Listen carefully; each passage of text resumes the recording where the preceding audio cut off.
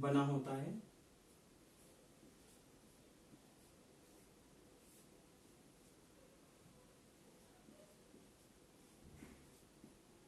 या फैटी अम्ल, जो वसा होता है फैटी अम्लों से मिलकर बना होता है। फैटी अम्ल वसा की सबसे छोटी इकाई है, इसको भी हमें याद रखना है। और वसा हमारी बॉडी को गर्म रखने में भी मदद करता है। जब हम एक्स्ट्रा फैट खाते रहते हैं, लगातार एक्स्ट्रा फैट खाते हैं, तो ये हमारे बॉडी के ऊपर चर्बी के रूप में जमा हो जाता है। जब हमारी बॉडी को भोजन नहीं मिलता है किन स्थितियों में, उन स्थितियों में ये जमा फैट हमारी मदद करता है, भोजन की पूर्ति करता है। अब वसा को भी हम डिवाइड करके देखेंगे, ठीक है। इसको हम देखें तो इसमें होते हैं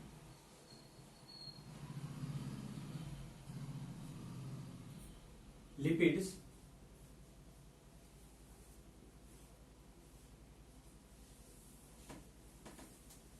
ट्रांस फैट,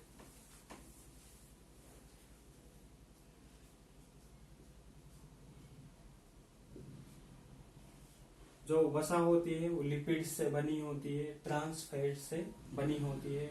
और इनके अलावा स्टेरॉइड्स होते हैं, और भी कई तरह के चीजें होती हैं जिनसे वसा बना होता है। अब हम लिपिड को देख लेते हैं, ठीक है। लिपिड की जो मात्रा होती है, या लिपिड्स में होता है कोलेस्ट्रॉल, जो हमारी बॉडी के लिए हानिकारक होता है। लिपिड्स दो तरह के होते हैं, इन्हें हम दो तरह से कैटेगराइज कर सकते हैं। एक होता है हाई डेंसिटी लिपिड, ऐसे ही आपको याद रखना है, हाई डेंसिटी।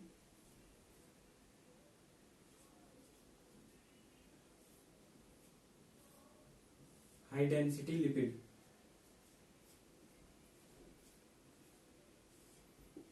और दूसरे होते हैं low density lipids.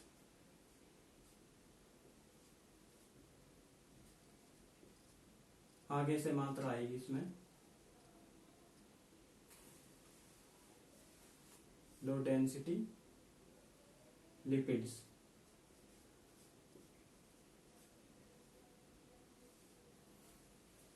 High density यानी कि जिनकी डेंसिटी ज्यादा होती है, अधिक डेंसिटी वाले लिपिड्स। अधिक डेंसिटी वाले लिपिड्स क्या होते हैं, ये हमारे ब्लड में, जैसे कि मैंने बताया था, ब्लड में घुल के चलता है ग्लूकोज, जो कार्बोहाइड्रेट से मिलता है, और ब्लड में ही प्रोटीन भी मिलके जाता है, ठीक है, जो हमारी कोशिकाओं तक जाता है, और कोशिकाओं में उसका अलग अलग कार्य होता है।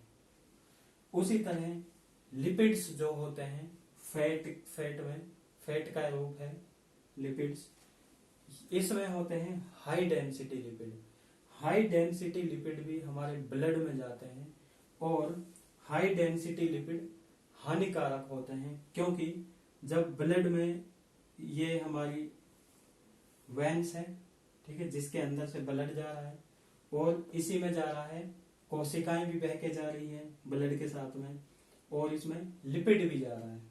जो हाई डेंसिटी लिपिड होगा वो हमारी जो वेन्स होती हैं, वेन्स में चिपक जाता है। वेन्स के जो किनारे होते हैं, वेन्स की दीवारें होती हैं, इस पे चिपक जाता है, जिससे कि ब्लड के बहाव में ये अवरोध पैदा करता है। और किसी एक स्थान पे चिपक गए, यानी कि यहाँ बहुत सारा लिपिड, हाई डेंसिटी लिपिड चिपक गया, तो यहाँ पे ब्लड के आगे जाने के लिए रास्ता कम होगा, जिससे कि हमारी वेन्स पे दबाव पड़ेगा और हार्ट अटैक के चांसेस बढ़ेंगे, ठीक है। इसलिए हाई डेंसिटी लिपिड को हमारी बॉडी के लिए अच्छा नहीं माना जाता। क्यों अच्छा नहीं माना जाता? क्योंकि ये वेन्स में चिपक के चलता है, और एक जगह वेन्स में ये इकट्ठा हो जाता है, जिससे कि हार्ट अटैक जैसी घातक बीमारियां होने की संभावना होती है। दूसरे टाइप के जो लिपिड्स होते हैं वो लो डेंसिटी लिपिड होते हैं, यानी कि इनमें कम डेंसिटी होती है। कम डेंसिटी लिपिड ये भी हमारे ब्लड में जाते हैं। और ये कम डेंसिटी वाले लिपिड ब्लड जैसे जा रहा है बह के, ये ब्लड में ही घुल के चलते हैं। ये ब्लड की वेन्स के साथ चिपकते नहीं है, ये ब्लड में घुल के जाते हैं। तो ये हमारी बॉडी के लिए कोई खतरा पैदा नहीं करते हैं। और ये फिर जैसे कोशिकाओं तक जाते हैं, कोशिकाओं में जाके जैसे मान ले कि ये सेल्स है, हमारी कोशिका है, तो इस कोशिका में लो डेंसिटी लिपिड पहुंच जाते हैं और ये निगरानी रखते हैं या नियंत्रण रखते हैं कोशिका के अंदर कौन सा पदार्थ आएगा और कोशिका से बाहर कौन सा पदार्थ जाएगा, उस चीज को ये कंट्रोल करते हैं। उसके अलावा हमारी सेल्स को एनर्जी देते हैं, जिससे कि हमारी सेल्स के थ्रू हमारी पूरी बॉडी को एनर्जी मिलती है। उसके अलावा इनके जो लिपिड्स हैं और भी बहुत सारे काम होते हैं, उनको भी ये करते हैं। जैसे एक होता है ट्रांसफैट। ट्रांसफैट भी हमारी बॉडी के लिए उसी तरह हानिकारक होते हैं जैसे high density lipid. High density lipid जैसे हमारी वेन्स में चिपक जाते हैं, उसी तरह हमारी वेन्स से जैसे ब्लड जाता है तो ये ट्रांसफैट भी हमारी वेन्स के चिपक जाते हैं, जिससे कि ब्लड को आगे जाने का रास्ता नहीं मिलता है या फिर कम रास्ता मिलता है। और कम रास्ता मिलेगा तो हमारी वेन्स पर दबाव पड़ेगा और हार्ट अटैक जैसी संभावनाएं इससे बढ़ती है। इसलिए ट्रांसफैट भी अच्छा नहीं माना जाता है। ट्रांसफैट मिलता है जैसे कि फास्ट फूड, पिज्जा, बर्गर, इनमें और तली भुनी चीजें, इनमें ट्रांसफैट की मात्रा अधिक पाई जाती है। और हाई डेंसिटी जो लिपिड हैं, हाई डेंसिटी लिपिड होते हैं सबसे ज्यादा हाई डेंसिटी लिपिड होता है सरसों के तेल में। सरसों के तेल में या मस्टर्ड ऑयल में। तो जो सरसों का तेल होता है वो स्वास्थ्य के लिए डेंसिटी के हिसाब से, लिपिड्स के हिसाब से अच्छा नहीं माना जाता है। हालांकि जो वर्कआउट करते हैं, जितना खाते हैं तेल उतना काम कर लेते हैं, उनके लिए इतने नुकसानदायक नहीं होते हैं। और लो डेंसिटी वाले भी जैसे देख लेते हैं हम, गाय का घी।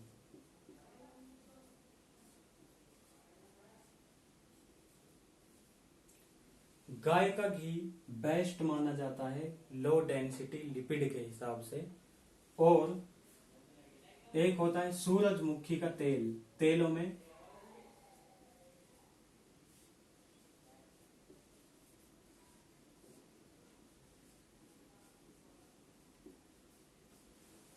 सूरजमुखी का तेल अच्छा माना जाता है लो डेंसिटी के हिसाब से। ये एग्जाम्पल भी आपको याद रखने हैं। सरसों के तेलों में हाई डेंसिटी लिपिड होते हैं, जबकि गाय का घी है, सूरजमुखी का तेल है, ये लो डेंसिटी के हिसाब से अच्छे माने जाते हैं और स्वास्थ्य के लिए अच्छे माने जाते हैं।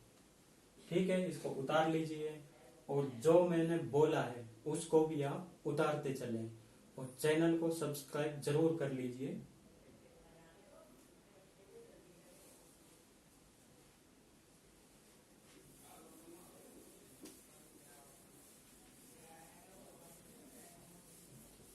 अगर कुछ समझ में नहीं आ रहा है तो आप कमेंट बॉक्स में जरूर लिखें, उसका मैं आंसर दूंगा।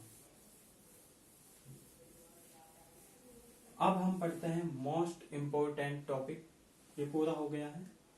अब मैक्रोन्यूट्रिएंट्स पे आते हैं। माइक्रो का पूरा हो गया। मैक्रो वो होते हैं मैक्रोन्यूट्रिएंट्स या मैक्रो पोषक, जिनको हम कम मात्रा में ग्रहण करते हैं। इसमें आते हैं विटामिन्स। विटामिन्स अपने आप में एक पूरा टॉपिक है और काफी इम्पोर्टेंट है, परीक्षाओं के हिसाब से भी काफी इम्पोर्टेंट है। इसको अभी क्लास में ही याद करके जाना है। ऐसा नहीं करना है कि पहले उतार लेते हैं फिर बाद में याद करेंगे, आज याद करेंगे, कल याद करेंगे। नहीं, आप यहाँ पढ़ने के लिए आए हो, मेरी क्लास में आए हो तो याद करने की नीयत से आए हो। नोट्स भी बनाने हैं और याद भी इसी क्लास में करना है। अब पढ़ेंगे हम विटामिन के बारे में।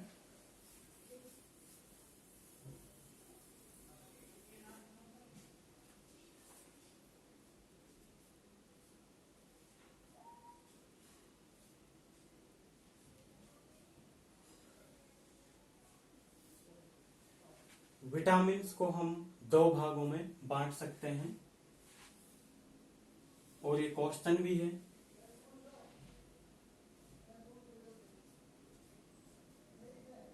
वसा में घुलनशील,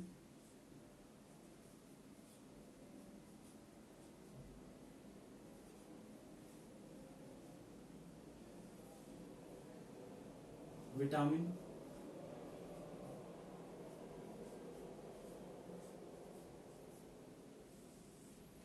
पानी में घुलनशील विटामिन।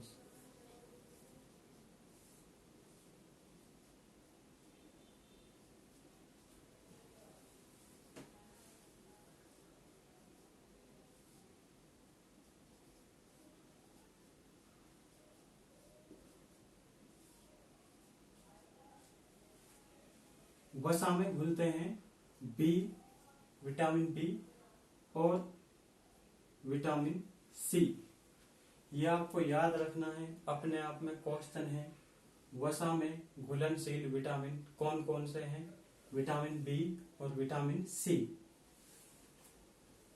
पानी में घुलनशील विटामिन, विटामिन ए, डी, ई, के। पानी में घुलनशील विटामिन कौन से हैं? Vitamin A, vitamin D, vitamin E, vitamin के। अभी याद करना है, पानी में घुलनशील विटामिन कौन से हैं? Vitamin A, vitamin D, vitamin E, vitamin के। ठीक है। अब पहले हम पढ़ लेते हैं पानी में वसा में घुलनशील विटामिन। ठीक है।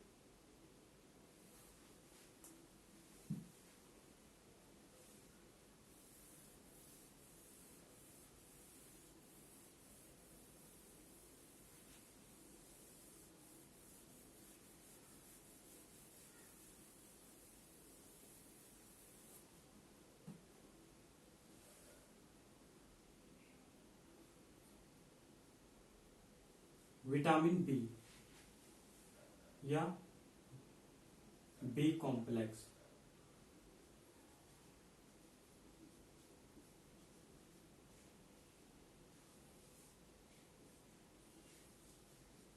विटामिन बी कॉम्प्लेक्स की 8 ब्रांच हैं, इसीलिए इसमें कॉम्प्लेक्स लगाया गया है।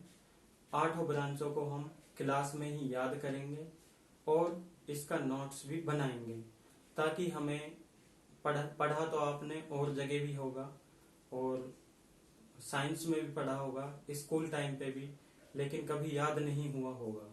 तो इस क्लास में आप याद करने के लिए आए हो और इसी क्लास में आपको याद करके जाना है, तभी आपका कुछ फायदा होगा इस क्लास में आने का। और जो विटामिन बी है, विटामिन बी के जो स्रोत हैं, यानी कि विटामिन बी किस किस चीज से मिलता है, ये लगभग जितनी भी इसकी 8 ब्रांच हैं, कॉमन सा है सारी ब्रांचों में जो इसके पोषक हैं। तो जैसे अनाजों में गेहूं, दाल, चना, सोयाबीन, चावल, ये हो गए। और फल, सब्जियां, ठीक है, सब्जियों में जैसे बीन्स हैं, पालक है, ये सारी चीजें इसके स्रोत हैं। अब हम एक एक करके पढ़ेंगे। विटामिन B1, विटामिन B1 को कहते हैं थायमिन। ठीक है, विटामिन B1 को क्या कहेंगे? थायमिन। अभी याद करना है, विटामिन B1 को क्या कहेंगे? थायमिन। और इससे रोग कौन सा होगा? बेरी।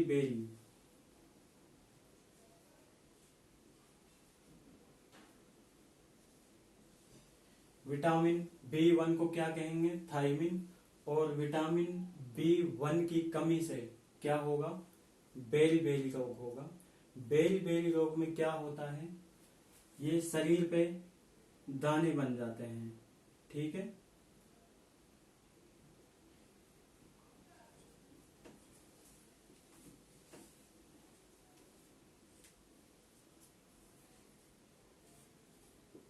शरीर पर लाल दाने बन जाते हैं विटामिन B1 की कमी से। विटामिन B1 को क्या कहेंगे, थायमिन। ऐसा क्वेश्चन इसमें आ सकता है, विटामिन B1 की कमी से कौन सा रोग होता है। तो विटामिन B1 की कमी से कौन सा रोग होता है, बेरी। आप इसको लिखें, विटामिन B1 की कमी से कौन सा रोग होता है, बेरी। या फिर ऐसा भी आ सकता है, थायमिन की कमी से कौन सा रोग होता है, बेरी। ओके। अब विटामिन B2, विटामिन B2 को क्या कहेंगे, राइबोफ्लेविन।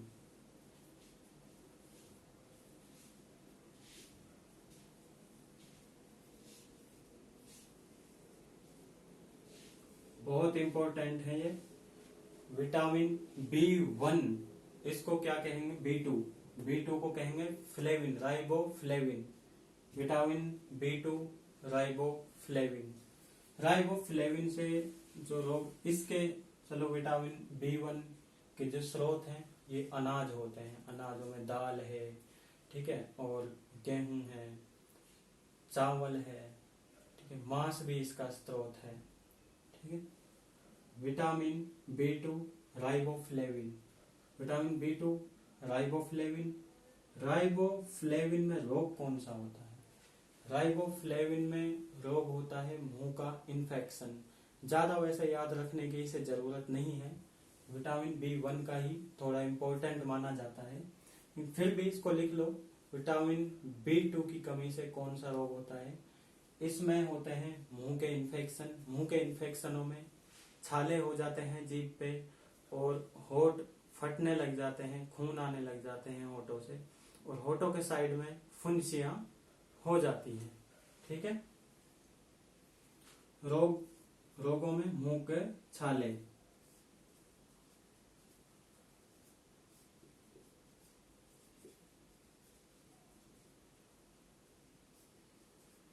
मुंह के छाले इसमें होते हैं।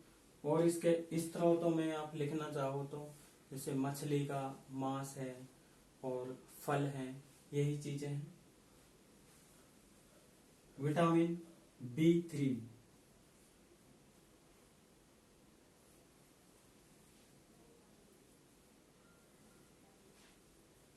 विटामिन B3 को कहते हैं नियासिन। विटामिन B3 को नियासिन कहते हैं, ठीक है। नियासिन की कमी से 3 रोग होते हैं, इन्हें पेलेग्रा कहते हैं। 3 रोग कौन से हैं, D3 भी उन्हें कहते हैं रोग। D3 में 3 रोग आते हैं, यानी कि D से ही शुरुआत होती है, इसलिए D3 उनको कह देते हैं। पहला रोग है डायरिया,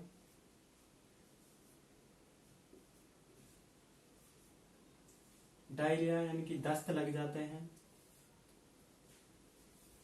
दूसरा रोग है डिमेंशिया,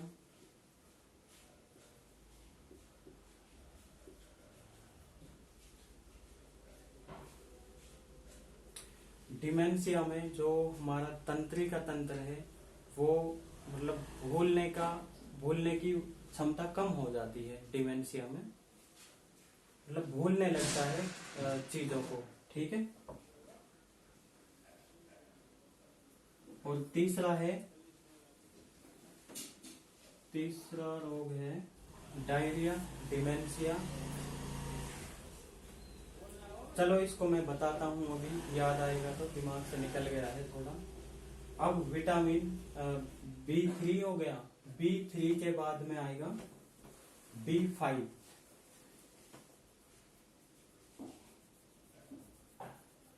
B5 को कहते हैं पेंटोथेनिक।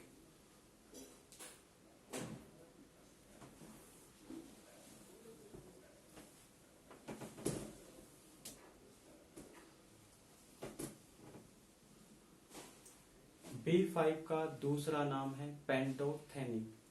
पेंटोथेनिक में जो रोग है हंटिंगटन,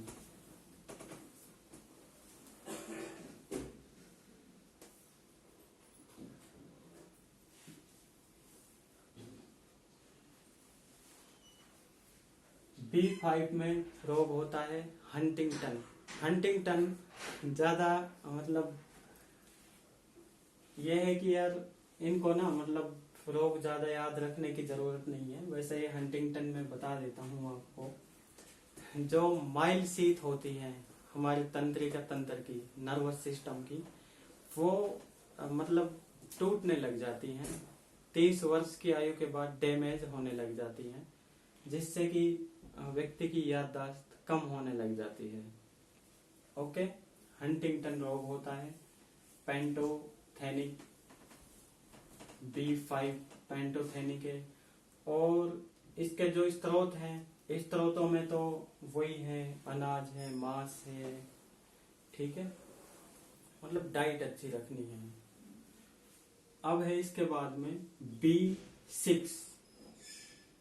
B6 को कहते हैं पायरिडॉक्सिन।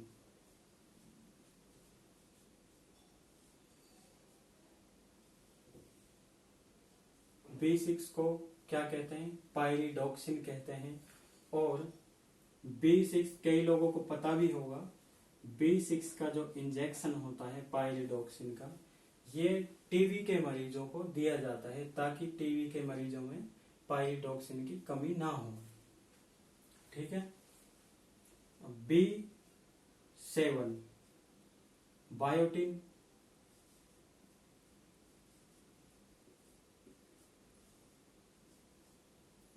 B7 का नाम है बायोटिन। B7 को बायोटिन के नाम से जानेंगे, ये जरूर आपको याद रखना है। B7 को क्या कहेंगे? बायोटिन। B6 को पायरिडॉक्सिन और B5 को पेंटोथेनिक। जब तक इनको दोहराते रहना है, जब तक याद ना हो। तो क्लास के बाद भी ये आपको 10 बार चाहे लिखने पड़े रफ रजिस्टर में, चाहे 20 बार लिखने पड़े, क्योंकि आज मेहनत कर लोगे तो आपको बाद में पछताना नहीं पड़ेगा। और यहाँ पे आप याद नहीं कर पाए तो आप कहीं भी याद नहीं कर सकोगे। इसलिए कमर कस लो और याद क्लास में ही करना है। ठीक है। B7 को बायोटिन, B6 को पायरिडॉक्सिन, B5 को पेंटोथेनिक और B3 को नियासिन, B2 को राइबोफ्लेविन और B1 को बेरीबेरी। इसके बाद में आता है B9। B9 होता है फोलिक एसिड।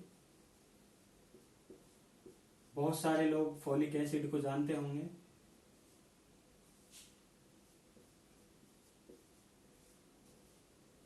फोलिक एसिड जो पालक होता है, पालक में इसकी मात्रा अच्छी मानी जाती है। और फोलिक एसिड में जो हीमोग्लोबिन होता है उसकी कमी हो जाती है। अगर हम इसकी डाइट लेंगे पालक वगैरह की, तो फोलिक एसिड की कमी नहीं आएगी बॉडी में। फोलिक एसिड हमारे हीमोग्लोबिन को बनाने में मदद करता है और हीमोग्लोबिन हमारे ब्लड में होता है। ठीक है। ब्लड का लाल रंग हीमोग्लोबिन की वजह से ही होता है।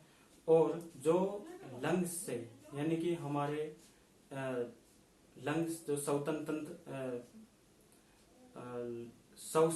तंत्र है, जो उससे ऑक्सीजन जो हमारी बॉडी में जाता है, कोशिकाओं में जाता है, वो हीमोग्लोबिन ही उसको लंग्स से लेकर जाता है। एक हीमोग्लोबिन का अणु, क्योंकि हीमोग्लोबिन हमें बढ़ाने में मदद करता है B9, और एक हीमोग्लोबिन का अणु 4 ऑक्सीजन के अणुओं को हमारी कोशिकाओं तक ले जाता है। यानी कि एक हीमोग्लोबिन के अणु पर 4 ऑक्सीजन के अणु सवार होकर हमारे ब्लड में यात्रा करते हैं और हमारी कोशिकाओं तक जाते हैं। ठीक है। अब इसके बाद है B8 नहीं है, B10 नहीं है, B11 नहीं है, B12। B12 को कहते हैं कोबालोमिन। कोबालामिन।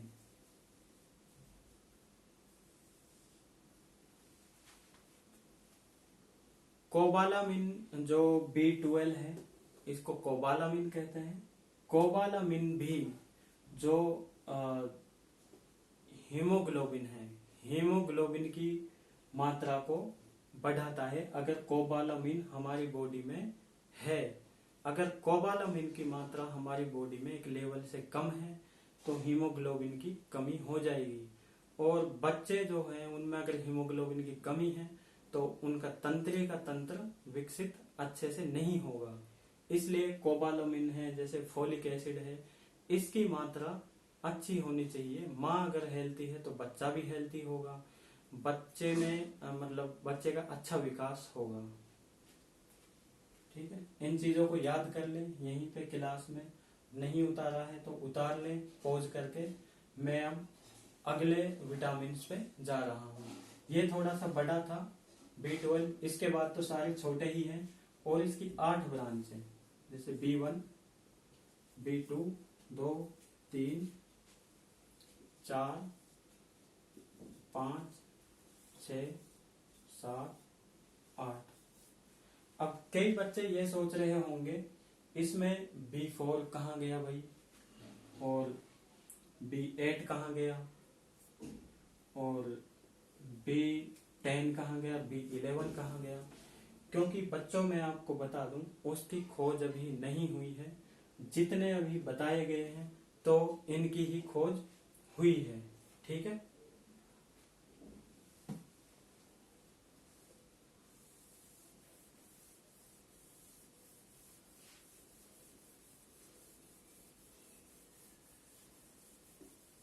जो यहाँ पे एक रोग रह गया था मैं उसको कमेंट बॉक्स में मेंशन कर दूंगा, टैग करके लिख दूंगा, तो उसको आप कमेंट बॉक्स देख के उतार लेना। ओके।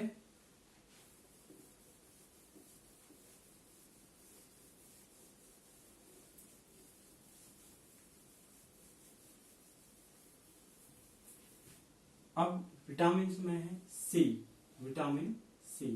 विटामिन सी को एस्कोर्बिक एसिड कहते हैं।